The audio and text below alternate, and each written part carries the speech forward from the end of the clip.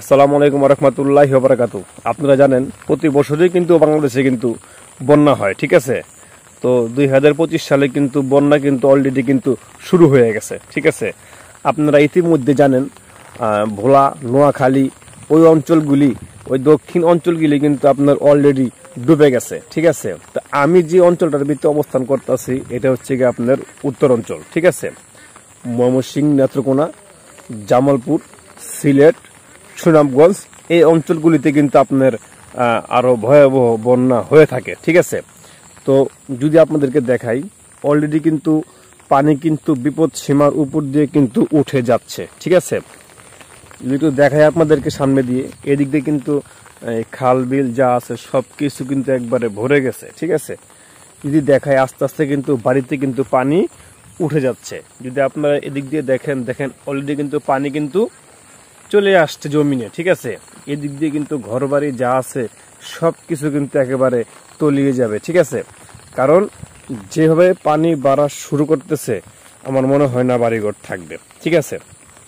দেখেন, যদি আপনাদেরকে আরেকটু দেখাই কিভাবে পানি বাড়তেছে আর কিভাবে, দেখেন এদিক দিয়ে কিন্তু পানির স্রোত কিন্তু যাচ্ছে, ঠিক আছে। আর এদিক দিয়ে অলরেডি কিন্তু আপনার লাল নিশান টাঙ্গিয়ে দেওয়া হচ্ছে, তার মানে কি বিপদ সংকেত, ঠিক আছে। এদিক দিয়ে প্রচুর পরিমাণ পানি হয়, ঠিক আছে। তো আমরা এই দোয়াটা করব যেন আল্লাহ যেন সবাইকে যেন রক্ষা করে, ঠিক আছে। কারণ প্রতি বছরই বর্ষার টাইমে আপনারা দেখেন মানুষের বাড়ি ঘর তলিয়ে যায় এবং থাকার বাসস্থানটাও কিন্তু ঠিক মতন তারা পায় না, কারণ পানিতে সব তলিয়ে যায় এবং গরু বাছুর এগুলিরও কিন্তু খুব কষ্ট হয়, ঠিক আছে। আপনারা কিন্তু দেখেন প্রতি বছরই কিন্তু দেখেন, ঠিক আছে।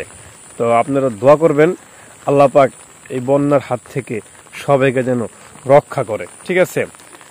কারণ এই বর্ষার সময় মানুষের যে কষ্ট, মানুষের যেই কান্না, ঠিক আছে, এগুলি কিন্তু আমরা প্রতি বছরই দেখি, ঠিক আছে।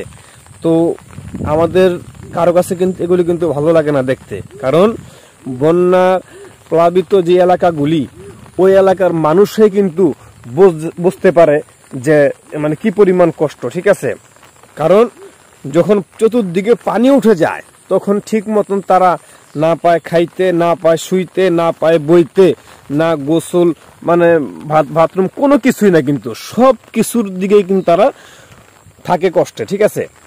তাহলে আর যারা শহর বন্দরে থাকে, যারা এই পানির ছোঁয়া পায় না, তাদের তো এগুলি কোনো কিছু মনেই হয় না। আর যারা বন্যা কবলিত এলাকায় থাকে তারা বুঝতে পারে এর কষ্টটা, এর মানে ভোগান্তিটা কি, ঠিক আছে।